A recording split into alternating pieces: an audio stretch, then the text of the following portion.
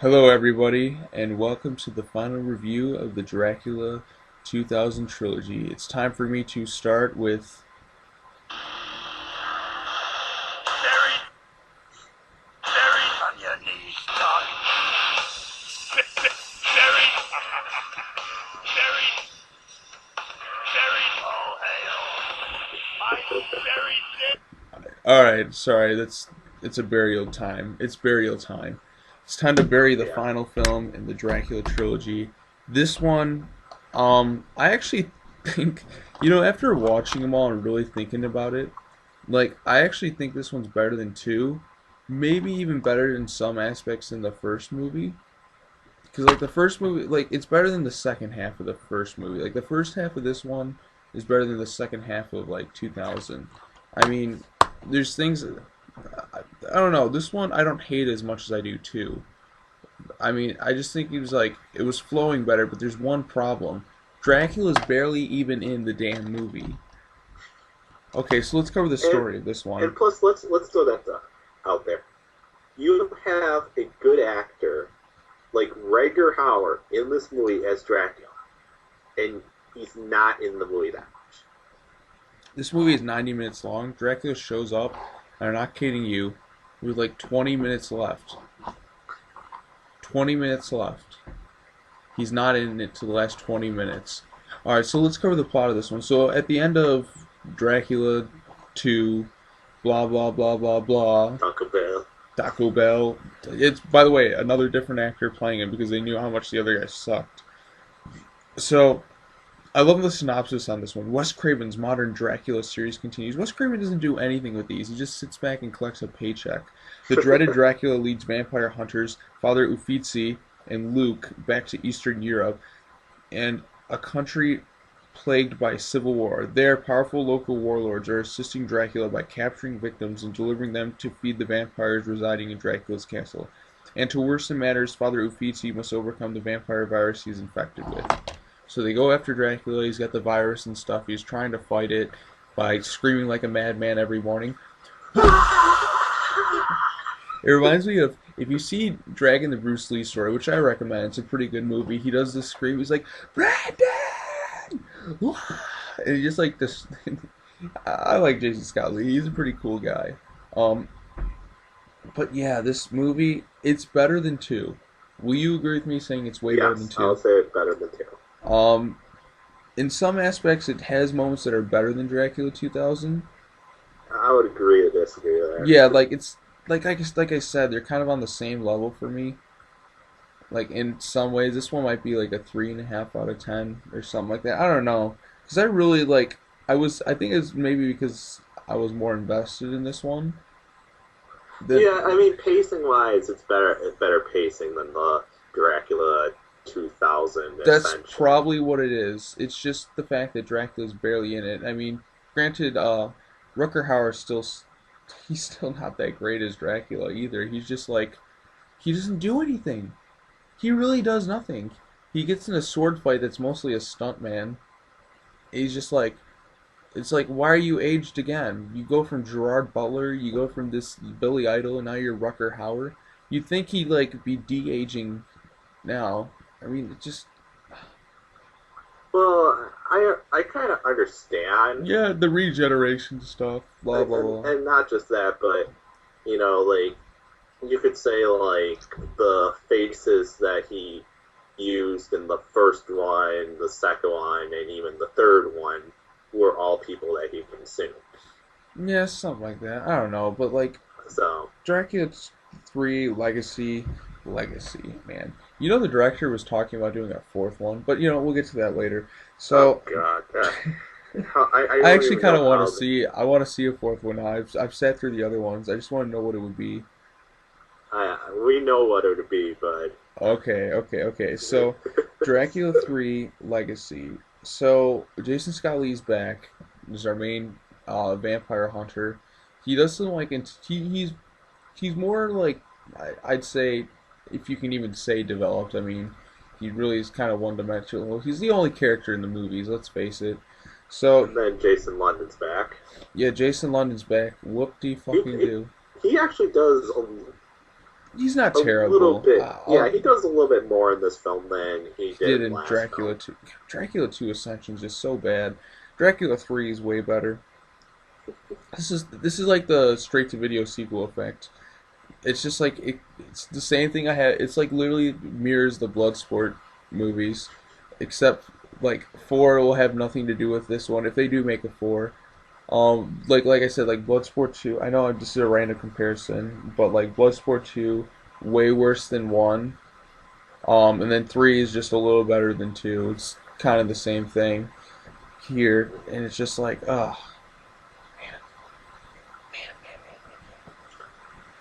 man. Go ahead.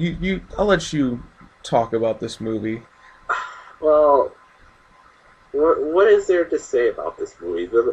Like, they're Luke, basically Paul trying London. to get to Dracula to basically get Jason London's girlfriend back, who's already been turned into a vampire by the end of the last movie. Oh, and it's been 5 years, and he's still chasing. Like, yeah, she'll still be there.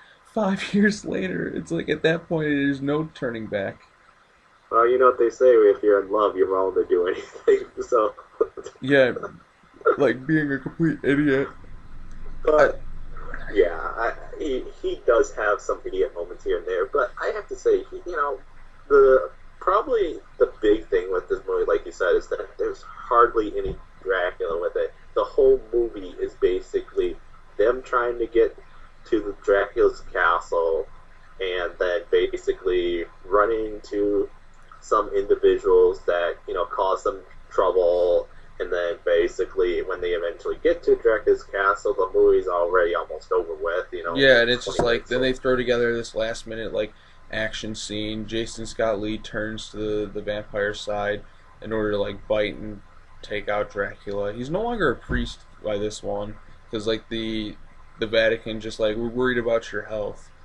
I mean, Yeah, and see, the thing is with this movie is that, like, the opening sequence of this movie, like, builds it up epically. Like, they show, like, the parts from, like, the second movie and, stuff like that. They just try to build it up as epically, and then when the movie proceeds, you're just like, oh, yeah, this credit sequence did the movie more justice than actually what the story's doing right now. yeah, and it's just, like, why do these sequels even get made? Like, how did Dracula 3 even happen? I mean, did they film them back to back and release them 3 years later? Yeah, they filmed both films back to back, just like with the Prophecy movies, which, granted, you haven't, I don't think you've seen all the Prophecy movies. I've seen, I have 1 through 3. I get those ones confused. I actually have, I don't have one, I have one, I don't have 2, I actually have the straight-to-DVD movie, and I actually would not mind reviewing the Prophecy films sometime for Epichorrorfans. Go right ahead. But yeah, Dracula 3 Legacy, it's better than 2. Is it better than 2000? No. I guess not. I mean, straight to video. I mean, I like the beginning. I almost enjoyed it more simply because it didn't feel like a Dracula sequel. How about the ending? Oh, the ending? It's like, Oh. this is the ending. So Dracula, it's like he's finally killed by decapitation. I don't get why they never tried that before in the other movies. Oh, that brings me to another point. I don't think I brought this up in the Dracula 2 review. Remember at the end of Dracula 2000 how the Merry Girl's like, I will always forever watch over him. You kind of don't, lady. You just kind of just let his corpse hang there, and then the morgue takes care of him. So that always kind of bugged me. Like when I went into watching 2, it's like, where's that Mary girl? She's like, there's no mention of her. It's the same director as 1. It's like, I'll always watch over him. Actually, fuck no. Also, it was weird. Dracula was kind of Not to mention, the movie... Oh, I was gonna The say, movie's ending is... Like, the ending to it is like a mild fuck you. not like 2 was like 2. Yeah. Like, two this is is just like a mild fuck you. 2 is just like, you son 2's like of this. a bitch. 2 is just like, fuck you. Yeah. This one is more like... It's more like a... Because it doesn't conclude the story on a satisfying note. Okay, this is what happens. So Jason Scott Lee gives into his vampire virus. He bites Dracula. He decapitates him, and I guess that's the end of Dracula. Granted, Dracula's been like hung, set on fire, bathed in holy water. They never thought about just decapitating him. Well, sometimes that doesn't even work either. Yeah, Dracula just never can die. Like, Dracula is just one of those things. It's just like, no matter what, he's gonna find a way back to life. You have to literally, because like, when you think about it, Dracula is like literally, there's no way of stopping him. I mean, stake to the heart. They've tried. Sorry, just thinking about this movie makes me tired. Yeah, and not to mention the fact that Jason London's character in this movie, he managed to dig up the, balls to actually kill his girl, Mm-hmm. Where Jason Scott Lee's character, who has been in the second one, has basically showed, no resemblance of trying to even give in. He turns into full vampire at the end to basically keep this news reporter, who he's basically only known for probably 30 minutes at best. Mm-hmm.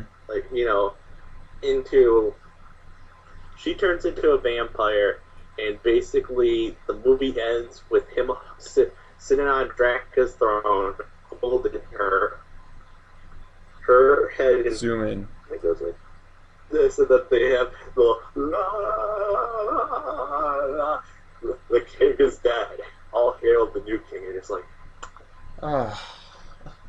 why can't we, this is a problem with a lot of horror movies. Can't we ever get that satisfying ending to a series? You know what I mean? We just never. Horror fans are always given the shaft in regards to this. This is what happens. Remember Halloween H2O? Oh yeah, this is awesome. Oh yeah, here comes Resurrection. Oh, this. I mean, just to throw this out there, the last Prophecy movie in the Prophecy series that actually was straight to DVD had more of a concrete ending than this. Yeah, this is just like another thing where they want to leave the door open for more sequels. Heck, even although I know you weren't a big fan of this television series, but even Revelations had more of a concrete ending. No, you son of a bitch! You brought that up. Great build up to that miniseries, and it was just so unepic during that ending. It just left me feeling empty. Never get hyped for a miniseries like that again. But anyways, Dracula 3 Legacy. Funny things in the movie. There's this one part that just made me laugh a lot, and it was because of this stilt walking vampire. Yes. I forgot. There's this vampire. This vampire is on stilts, and he gets stuck in a hole, and then he dies. Whoa! And he falls over. You got this stuff like the Revolutionary Civil War and shit. I mean, it's more engaging than 2 because it's kind of more of a cross country thing, and you feel like they kind of know each other more. They have actually, you know what you probably could compare it to, but this movie's actually a lot more better than this movie. But you could compare it to actually kind of in some fashions on Carpenter's Vampires. I mean, just because it's cross country, they're basically traveling from one location to another location, hunting a vampire. But however, John Carpenter's Vampires is better than the whole Dracula trilogy. Yeah, I guess, but man, it just bums me out. I want a good vampire movie. I want a great vampire movie. I like Dracula Untold, but it's not a great movie. Mm-hmm. I want a great vampire movie. We've been given so many shitty ones for so long. We are due for a great one. My favorite vampire movie, I almost want to say... Twilight? Shut up. Those aren't vampires. Those are sparkling pansies. So my favorite vampire movie is the first Hammer Dracula film, the one with Christopher Lee and Van Helsing, because like it just keeps you on the edge of your seat the entire time. Granted, there was a bunch of sequels, but it was just like the suspense was crazy in that movie, and not to mention you had the best Van Helsing ever. You have Christopher Lee and you have Peter Cushing. Peter Cushing wants his damn vampire. He's gonna do everything in his fucking power to kill Dracula. He hates him. You have this like hate relationship between the hero and the villain. You don't get that in this movie with between Dracula and Uffizi, like a really weird name, but that's what I liked about that movie. We don't have great vampire movies anymore. I'm sorry, it's gonna be a long time. Well, the last one I thought was well, I did like Untold. Let Me In was good. Let Me In was a good one, but that one's not like great. It's kind of like drawn out a bit at parts, but that one was pretty good and well done. Which that one's actually a remake of Let the Right One In. Yeah, Let the Right One In. So, like I said, it's already a remake of something. But yeah. So that being said, the Wes Craven presents Dracula trilogy. I had fun reviewing these with you, Spider Jack. This was good. I mean, this trilogy not that good. The whole trilogy probably would get a 4. No, let's add up the ratings. Yeah. Let me add up my ratings. So the first one I gave a 4. The second one I gave a 1, simply for like line. I didn't give it a 0 out of 10 because there are like a few moments in it. Mm-hmm. 3 is definitely better. Is 3 better than 1? I don't know, because you liked 1 a lot more than I did. Mm-hmm. But like I think it's just maybe it's because I go from like 2 to 3 and it seems just so much better. I don't know. I almost want to put like 3 and 1 kind of on the similar level in some aspects. But yeah, I just don't like the second half of 2000 a lot because it's just like, oh god, this is so dull. I like the first half of the movie and I just don't like the second half. It's like the same thing with this one, although the second half's more exciting in this one. Yeah, I'm just kind of dragging on. Oh, why don't you give your rating and I'll give mine. Well, I'll probably give this one probably a 4, maybe a 3.5. Like it's kind of in between there. Yeah, it's like almost on the level with the first Dracula 2000, or just below it in some aspects. So there's some aspects I liked more. Like I like how the pace, I think we were talking about the pacing. Yeah, the pacing was a lot more better. Yeah, the pacing in this one is better than like 2000, because like 2000's pacing just like it's starting to move along. I have to say, pacing on 2000, I actually like. I would probably say pacing wise, they're up to par. Yeah, acting. 2000's better. Yeah, I don't know because there's some pretty bad acting in that movie. Oh yeah, but then again it has Christopher Plummer, so yeah, I guess so. I don't know what else to say. Dracula 3, you know what? I'm gonna give it a 10 out of 10. Just kidding. I'll give it a. That was a little nudge, Danny. Yeah. Our little friend, Sexy Danny 21 Awesome. Yeah, he gives a lot of 10s. Hi, Danny. How you doing?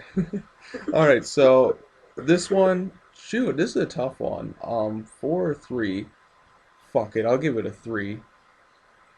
Fuck this. I'm giving it a 3. So the whole trilogy, what would you give it? The okay. whole thing as a whole. Well, let's get the average. I'm going to calculate this. 1 I gave the first one about plus a 3 5.5. plus 4. Okay, 1 plus 3 plus 4, that's 8. Divided by 30. Wait. 8. 30 divided by 8. So the average rate, no, let's see, average rating. Shit, I'm 8 divided by 30. I'm trying to like calculate this. Divided by 30. Second one a 1, and the third one a 4. Yeah, I'm just trying to add up like what will be the. No, I'm trying to get like an overall percentage. You know what? Never mind. I'm adding this up wrong. 1 plus 3. Oh, that's why. Fuck. See what I mean? I'm just not 8 divided by 3. So the average rating is like a 3 or something like that. I don't know.